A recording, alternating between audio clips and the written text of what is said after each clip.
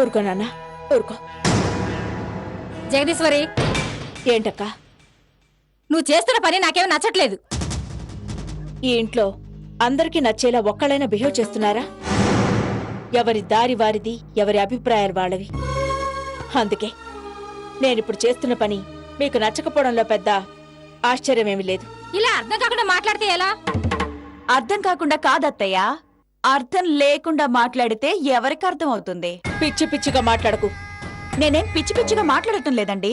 మీలేకే పిచ్చి చేష్టలు చేస్తుంటే మీరు దాన్ని గుడ్డిగా నమ్ముతూ వీడిని పిచ్చిగా ప్రేమిస్తున్నారు. నోరు ముస్తావా? ఏం జరిగింది? ఏం జరిగిందా? ఈ రేఖ ఏం చేస్తుందో తెలుసా అండి? పాపం బాబు ఏడుస్తుంటే నేను ఎత్తుకోబోయానండి. ముందు నీ కడుపులో బిడ్డ గురించి ఆలోచించు అక్షర. ఈ టైంలో బరువులు ఎత్తకూడదు. అలా పెట్టరా గడ్డి. ఎంత మాట అన్నారండి? బిడ్డ తల్లికి భారమా?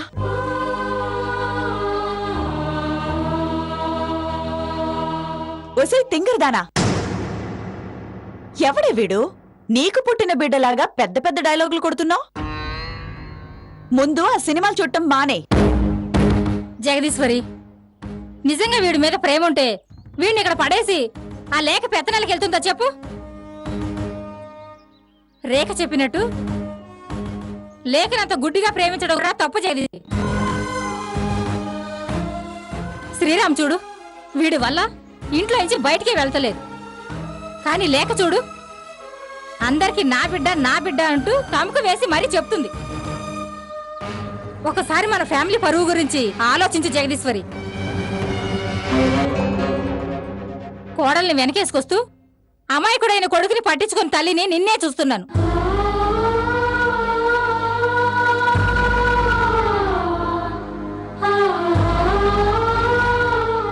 సారీ అత్తయ్య.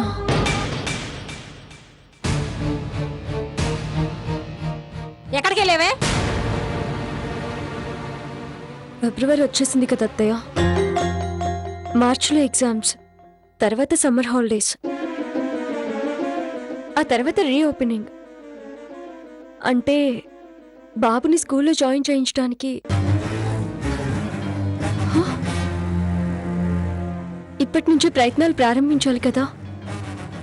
అందుకే కొన్ని స్కూల్స్కి వెళ్ళి అడ్మిషన్ ఫామ్స్ తీసుకొచ్చాను. అత్తయ్య, 4 స్కూల్స్ ఫామ్స్ తీసుకొచ్చాను. మీరు ఏది బెటర్ అని చెప్తే బాబుని దాంట్లో జాయిన్ చేస్తాను.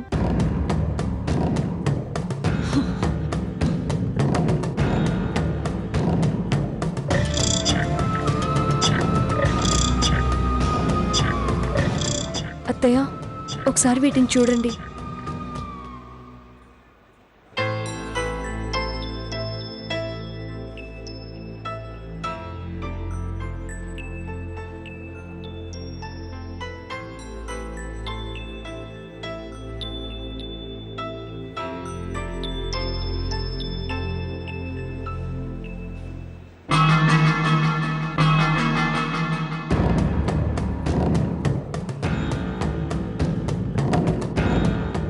చూసావా జగదీశ్వరి,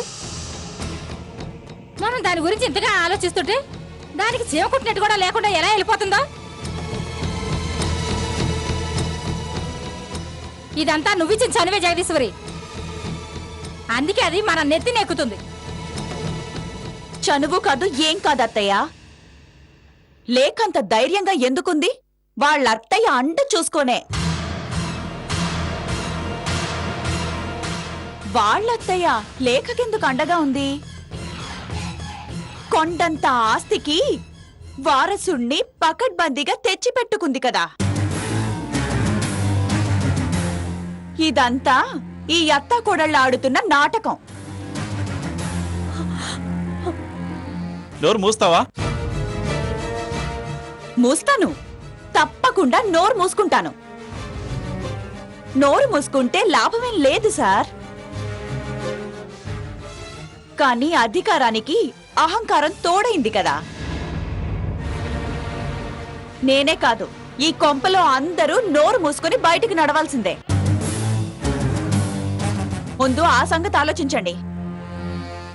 పెద్ద అధికారం ఉందని ఇష్టం వచ్చినట్టు చేశారనుకోండి, పతనం తప్పదు.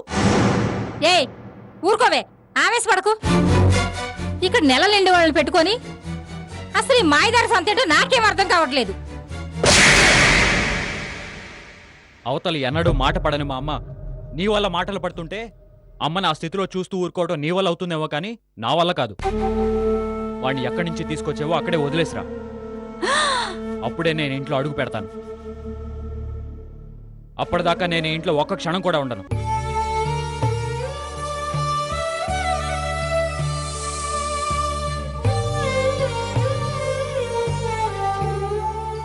రే శ్రీరామ్, ఎక్కడికి రా? అనయ్య, దయచేసి ఈ విషయంలో ఎవరో జోక్యం చేసుకోకండి. ఇది మా కుటుంబ విషయం.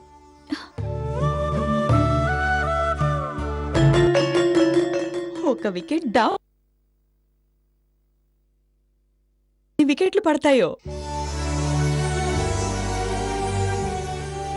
అమ్మా శ్రీరామ్, వద్దు కార్తికేయ. మన మనసులో అనుకునే ప్రతిదీ ఎదుటి వారికి చెప్తే అది వినడానికి బాగోదు. దయచేసి ఎవ్వరూ మాట్లాడకండి. ఇలా ఎంతకాలం మా నోళ్లు ఊపిస్తావు జగదీశ్వరి? చూడబోతే రేఖ అన్నట్టు. అక్క, నువ్వు మాటకి ముందు రేకన్నట్టు రేకన్నట్టు అని మాట్లాడకు. ఇదేమన్నా రామకృష్ణ పరమహంస సూక్తులు ఆవిష్కరించడానికి? ఆస్తిలో వాటా కోసం నాటకాలు ఆడుతోంది.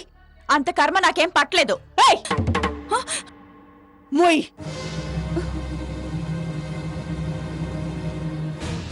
ఏయ్, అది వాళ్ళ ఫ్యామిలీ గొడవ, మధ్యలో నీకెందుకే? నోరు మూసుకొని లోపలికి వెళ్ళు. అక్షర, ఊరుకో. చూడండి, ఎవ్వరూ ఏమీ టెన్షన్ పడాల్సిన అవసరం లేదు. నేనే పరిష్కారం చెప్తాను.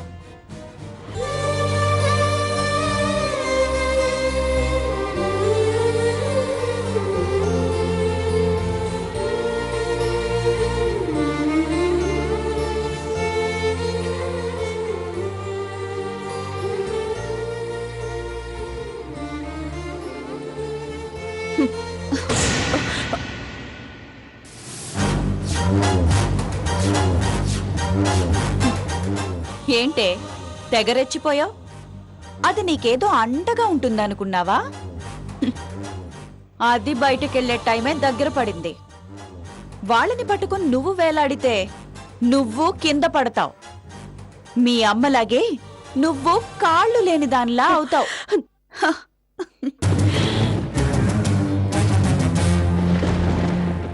జాగ్రత్త.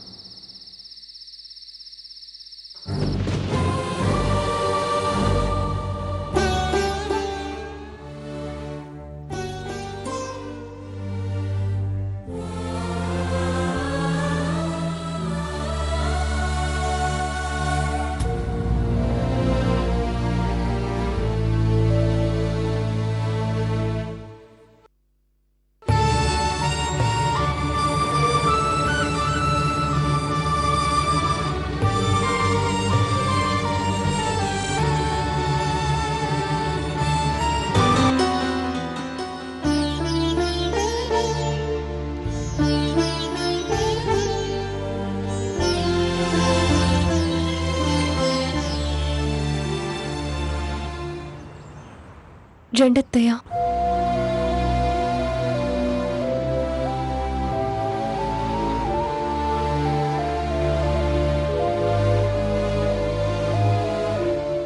లేక నువ్వేంటో నాకు బాగా తెలుసు. కానీ ఈ మధ్య నువ్వు నాకు అస్సలు అర్థం కావడం లేదు.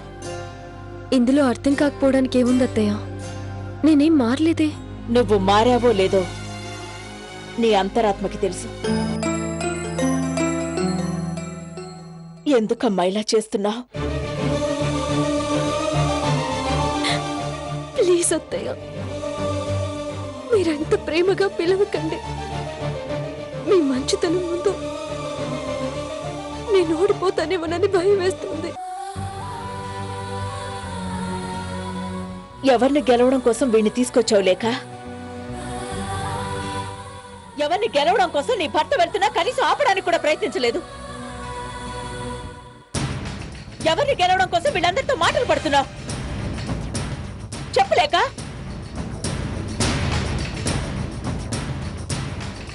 నువ్వు తప్పు చేశావని నేను అనడం లేదమ్మా, కానీ ఇందరితో ఇన్ని మాటలు పడుతూ మౌనంగా ఉండటం మాత్రం తప్పమ్మా.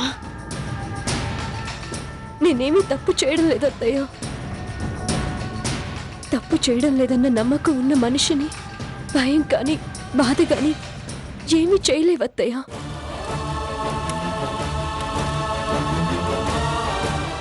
ఇంట్లో పరిస్థితి చూస్తూ ఉంటే ఏదో పెద్ద ప్రళయం వచ్చేలా అనిపిస్తోంది. అలాంటిదేమీ జరగదత్తయ్య. ఇప్పుడేమైందని? ఏమైందా? ప్రళయం రావడానికి ప్రకృతి అక్కర్లేదమ్మా, మనిషికి మనిషికి మధ్య ఉన్న వైషమ్యాలు చాలు. శ్రీరామ్ వెళ్ళిపోయాడు. అటు చూస్తే రేఖ, దాని సంగతి నీకు తెలుసు. మన మీద ఏ చిన్న తప్పున్నా అత్తయ్య నేనే తప్పు చేయలేదు. ఇక రేఖ విషయం అంటారా? దాని మాటలు మీరు పట్టించుకోవద్దు. ఈ బాబు నీ కొడుకు కాదని నాకు తెలుసు, ఇక్కడున్న వాళ్ళందరికీ తెలుసు. అయినా నువ్వు అబద్ధం చెప్తున్నావు. అబద్ధం చెప్పడం మంచిది కాదమ్మా. అబద్ధం చెడు చేస్తుందే కాని మేలు చెయ్యదు. గుర్తుంచుకో. మంచి జరగడం కోసం కొన్నిసార్లు కొంచెం చెడు కూడా అవసరం అత్తయ్య.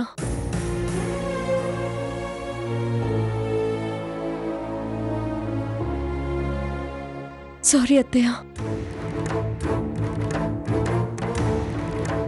అత్తయ్య, ఆయన గురించి నేను బాధపడడం లేదు అని మీరు అంటున్నారు కదా, నిజమే.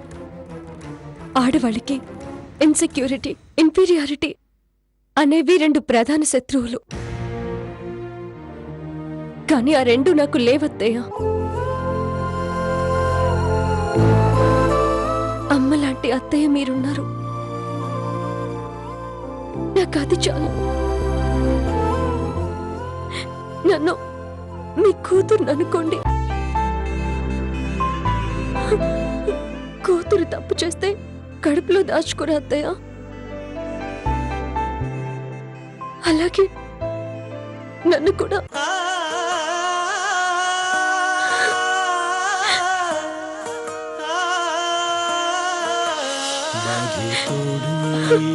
బతుకే బరువై కన్న కలలన్నీ కన్నీరయ్యే, బంధాలన్నీ బందీ కానై కొత్త కాపురమే చెరసాలయ్యే, ప్రేమే కల్లై పెళ్ళే ముళ్ళై జంట సహవాసం చితిమల్టయ్యే, ఆతారిల్లే కతుల బోనై ఆశలడుగడుగున ఆవిరి అయ్యే.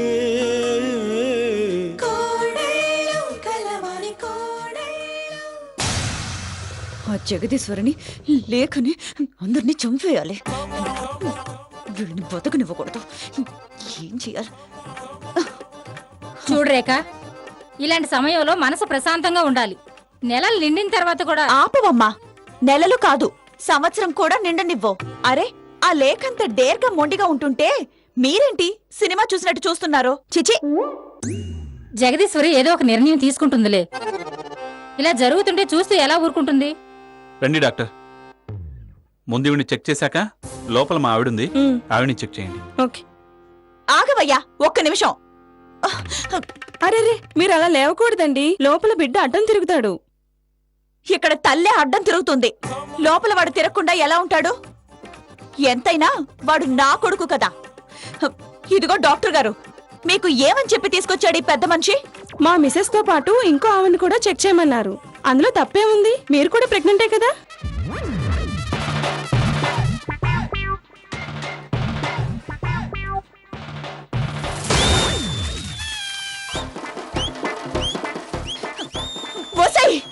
రేఖ వదిలే. డాక్టర్ గారు మీరు చెక్ చేయండి. ఏంటత్తయ్య మీరు కూడా?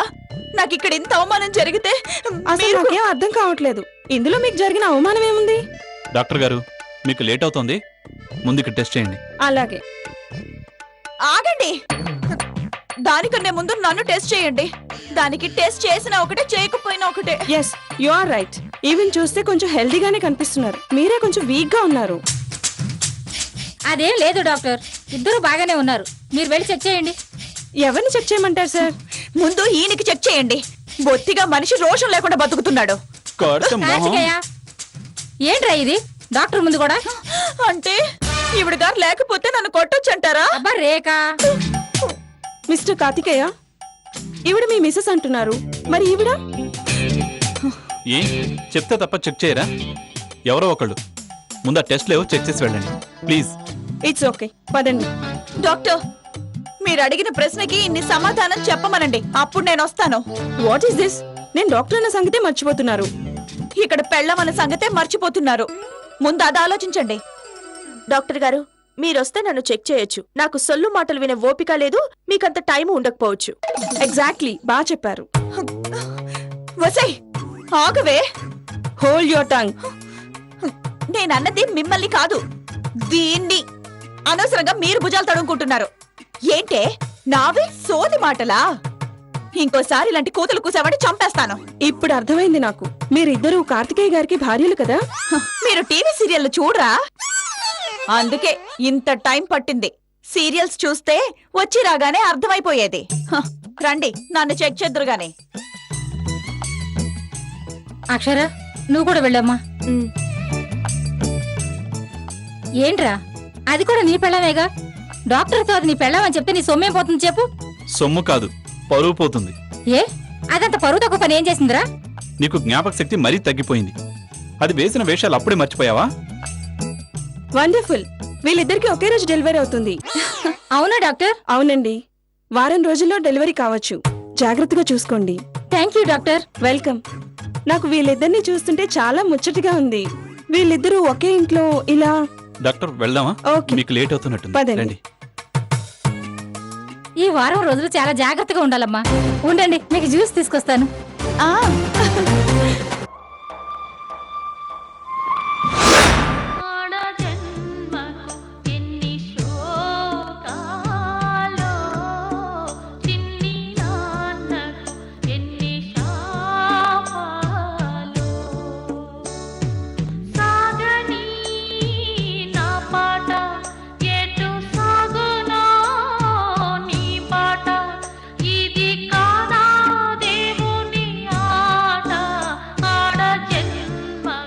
మీరంత ప్రేమగా పిలవకండి.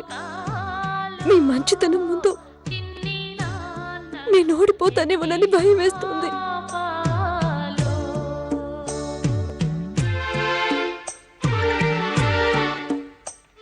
మంచి జరగడం కోసం కొన్నిసార్లు కొంచెం చెడు కూడా అవసరం అత్తయ్య.